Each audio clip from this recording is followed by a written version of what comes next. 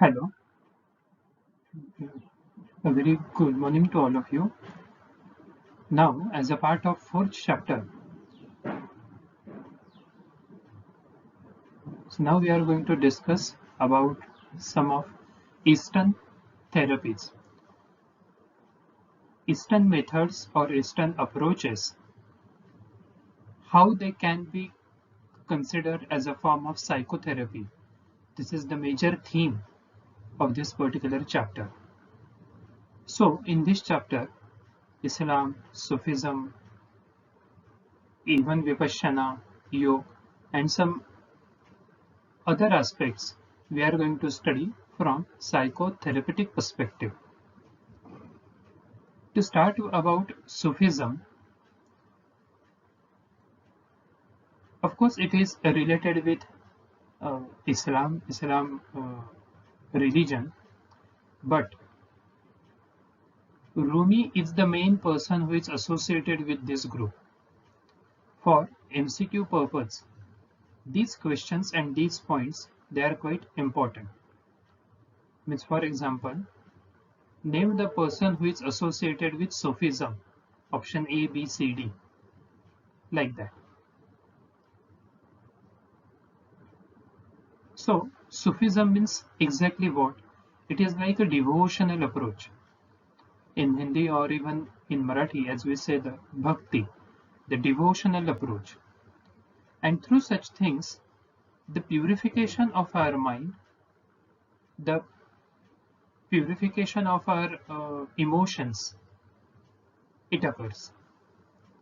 In the film of Jodha Akbar also, so the song was there which was totally based on this approach, a Sufi song. So,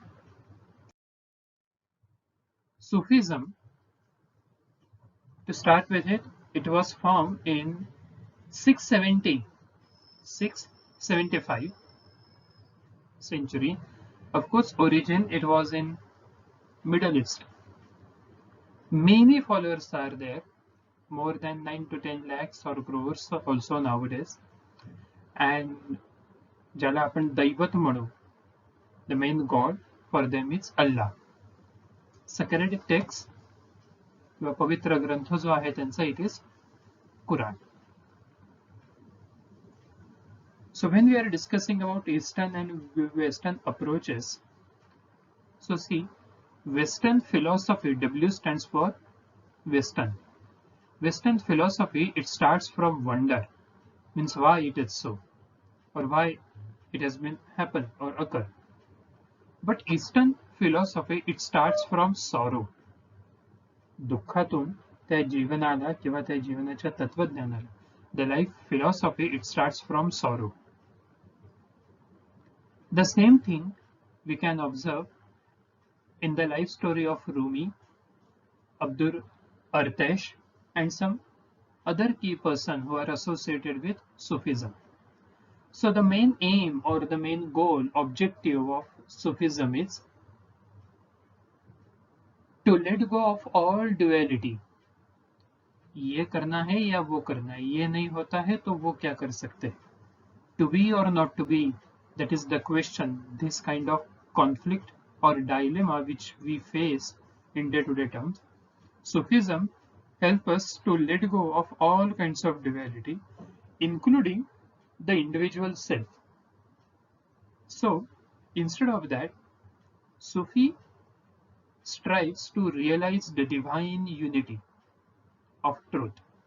The ultimate aim, ultimate fact of life, according to this group, is truth. Even in Hindi, in other Asian culture, as we say that Satyam Param Dhimahi. So, the oneness with God. Now, why I'm giving these links to understand, because it will be easy for you to correlate. In Hindu culture also, the same thing it is there. It is called as Dvait and Advait Siddhanta. Dvait means two and Advait means no two, only oneness it is there. So Sufism, it is like, it is the path which is followed by an individual who is seeking to free himself or herself from human vices or even human weaknesses. Our mind is also having some kind of weakness. So, in order to acquire angelic qualities or angelic traits, so Sufism, it is a very appropriate and a very practical approach for life. So they are not saying that we have to become a god immediately also, but rather they emphasizes practice life in such a way so that from human means a human being, they believe that the human being have the ability, capacity to acquire and to change himself in some angelic qualities or traits. So such goal, it can be realized, it can be achieved by living in accordance with the requirements of God's knowledge and even love. And that's why it results in spiritual delights, which is very, very important. So even World Health Organization recently, they have coined the term of holistic health, where they have included three core important parts.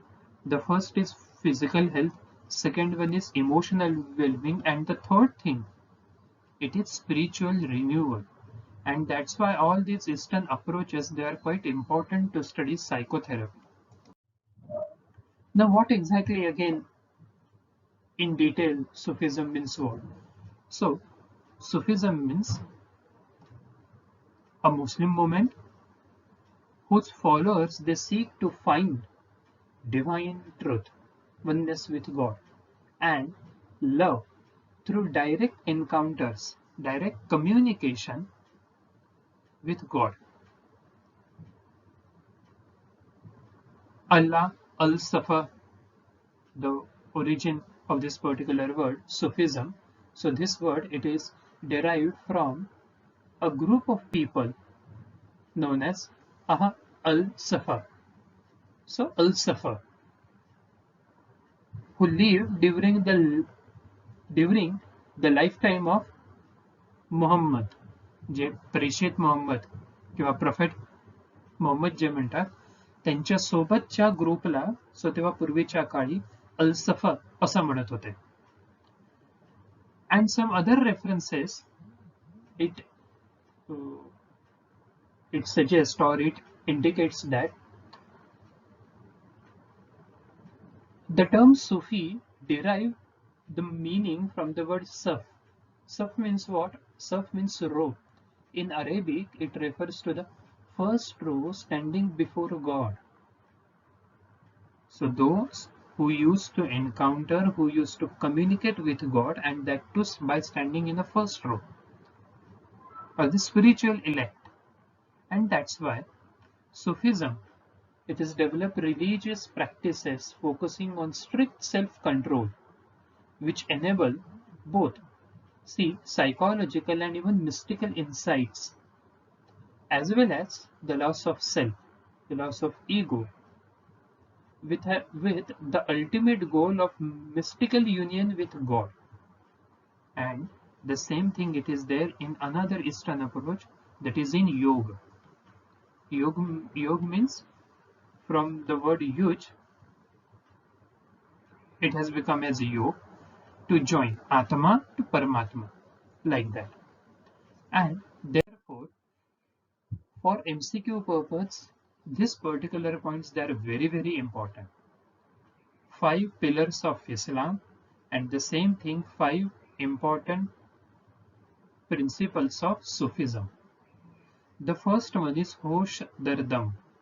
Second, Nazar Bar Kadam, Safar Dar Watan, Khilawat Dar Anjuman, and fifth one is Yad Kar. One by one, so we are going to discuss these things in detail, but it is very, very means it carries very deep meaning. These things are we should really practice. Hosh Dardam, in the sense, so as we say, hosh mein hona. So hosh means consciousness, conscious breathing. Hosh means again mind. and dar means in. Dam, it means breathe. So, according to Abdul Khalif al Gujdamni, so this says that the wise seeker must safeguard his breath from heedlessness, coming in and going out, and thereby keeping his heart always in the divine presence. He must revive his breath with worship and servitude, attitude of service, and dispatch this worship to his Lord Allah full of life. For every breath which is inhale and exhale, with presence is alive and connected with the divine presence. So how far we are conscious about it is like internal awareness and as well as external awareness.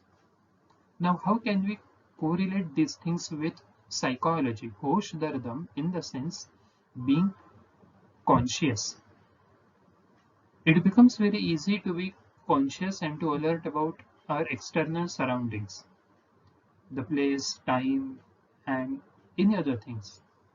But practice of internal consciousness, it is a life challenging part. Do we really conscious and alert about our thinkings, about our beliefs, about our approaches, perceptions, mindset, even prejudices, emotions, feelings, their frequency, duration, intensity, even intentions? Do we really uh, means confidently say that yes, our intentions are all the time they are very very pure and fine and appropriate and healthy? Do we really have a synchronization between our thinking, feeling, and actions? So being aware about what exactly we are doing and why we are doing so. So what kind of attitude and what kind of approach we have. So second thing, second important principle is about नजर बर कदम.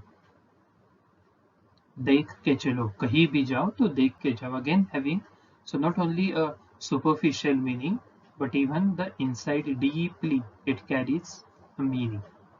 Watch your step. Nazar bar kadam. So it means that the seeker while walking must keep his eyes on his feet. Wherever he is about to place his feet, his eyes must be there. बिना देखे blindly कुछ भी मत करो. Even if it is a course, study, or any other thing, be aware about what you are doing. The person means he is not allowed to cast his glance here or there, but to look right or left or in front of him, because unnecessary sights will veil the heart. This is what exactly it happened with us when we are online. पढ़ाई के लिए notes निकालने हैं लेकिन फिर भी बीच में Facebook start होता है, फिर व्हाट्सएप स्टार्ट होता है, फिर गूगल पे कुछ हम सर्च करते हैं, इमीडिएटली इंस्टाग्राम का अगर नोटिफिकेशन आता था तो उसमें 10 मिनट हमारे चले जाते हैं, फिर यूट्यूब पे कुछ और ही देखते रहते हैं. नजर बर कदम, watch your step.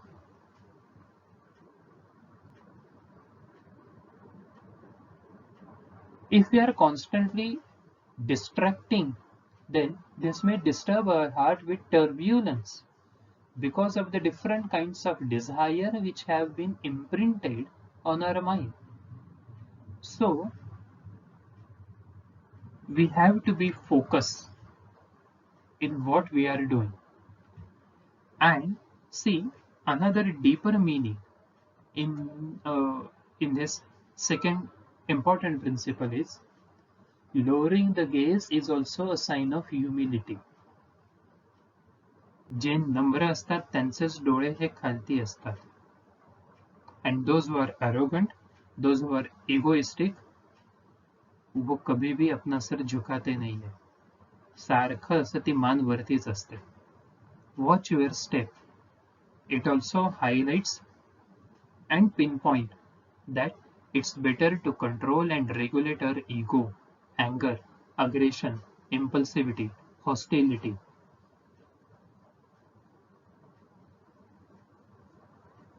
And that's why it is also the sign of a high state when the seeker looks nowhere except towards his Lord, towards his aim. We have to be focused about our aim only.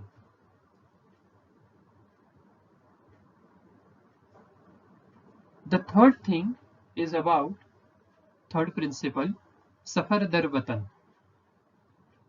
Journey, it is important. Erickson also highlighted the role of importance of journey. But this journey, it is not only means outward journey, but the inward, homeward. Nashbandi Safi, he ordered divides that travel into two categories. Of course, the first one is external, as we have discussed, and another one is internal.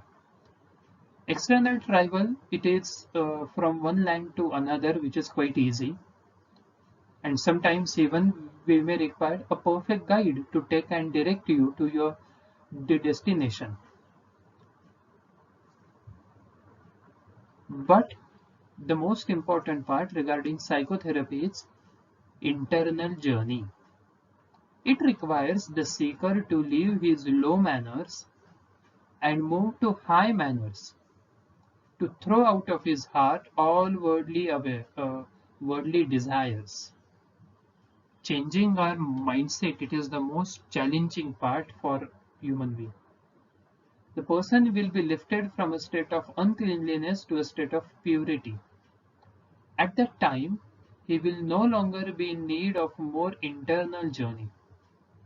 He will have purified his heart, making it pure like water, transparent like crystal, polished like a mirror, showing the realities of all matters essential for his daily life, and without any need for external action on his part.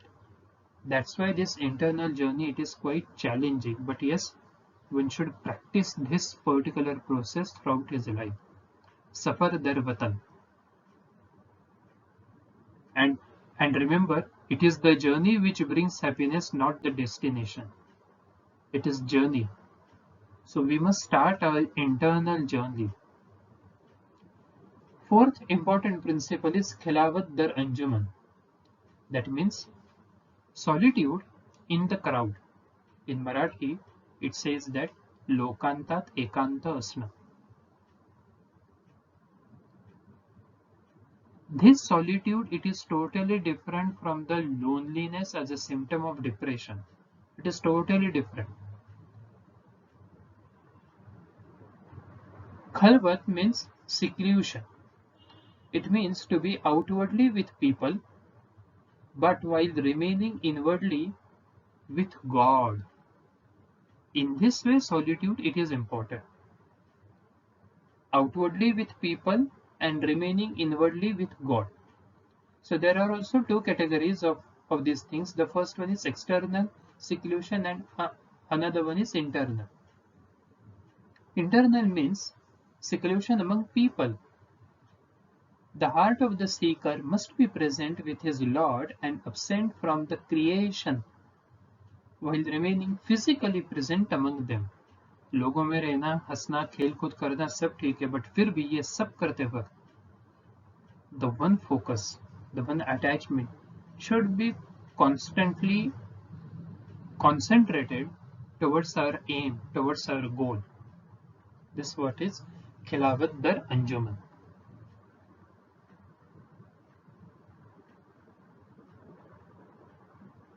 The seeker will be so deeply involved in the silent dhikr, means in his heart. Even if he enters a crowd of people, he will not hear their voices because he is focused.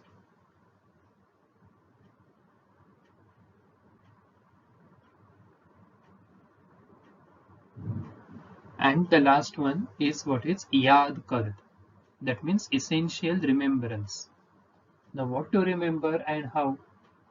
Yad means dhikr and meaning of Kard means essence of dhikr.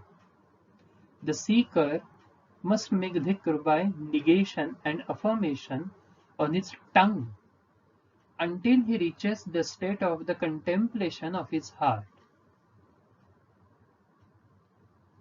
So, in Hindu culture, it says that chanting. In Hindi or in Marathi, it says Namasmaran.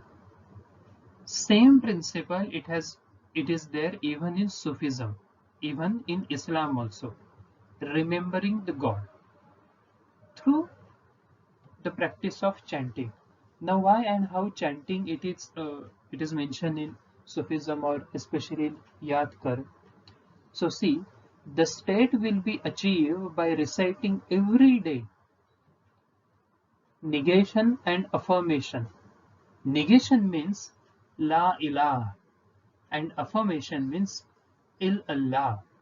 So see, La ilaha illallah, La ilaha illallah, La ilaha illallah, La ilaha illallah. Sufism says that the follower must practice this thing on his tongue at least 5 to 10,000 times a day, repeating the name of God, La ilaha illallah, negation and affirmation.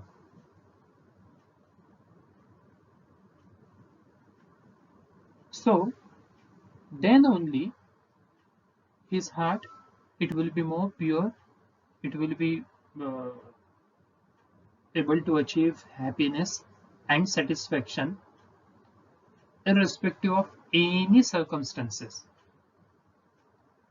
So, further he says that he must keep that daily dhikr either by heart or by tongue, repeating Allah, the name of God's essence, which encompasses all other names and attributes. So when that word hits the heart, its energy and hit, it spreads to all the parts of the body. Seeker who has denied all that exists in this world with the word La ilaha, it affirms with the word Illallah, divine presence.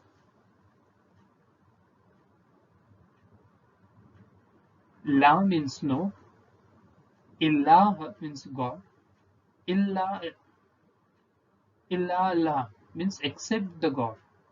La ilaha illallah. Except God, nothing is there. This is what is the gist of it.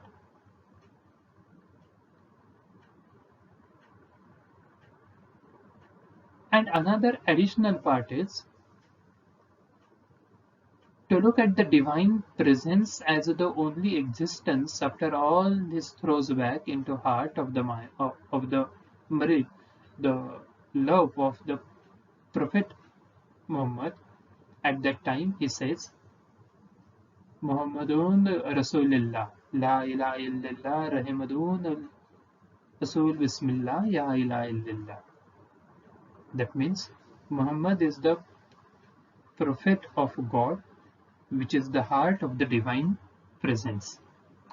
So, as you can see, these 5 core principles of Sufism, they are not only the religious practices or simple rituals, but even it carries a deeper psychological, psychotherapeutic meaning for it.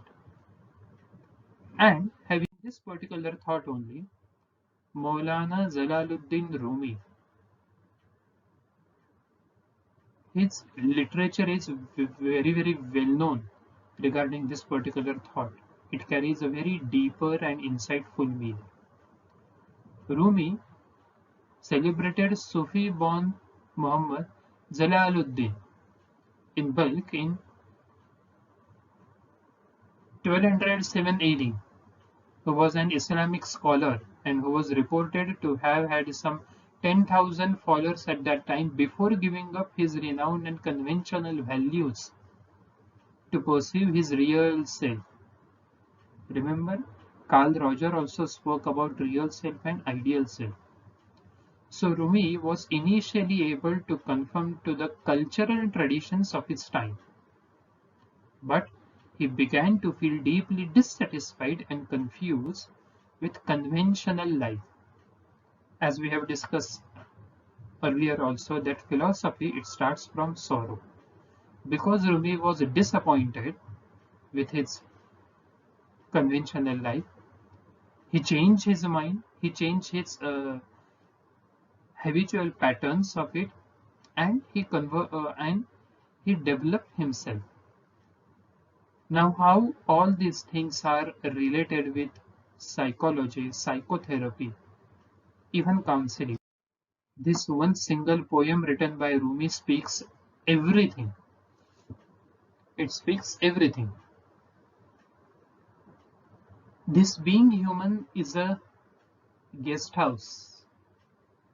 Every morning, a new arrival, a joy, a depression, a meanness.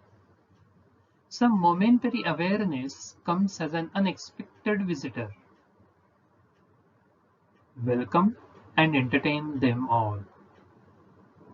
Even if they are a crowd of sorrows who violently sweep your house empty of its furniture, still treat each guest honorably. He may be cleaning you out for some new delight.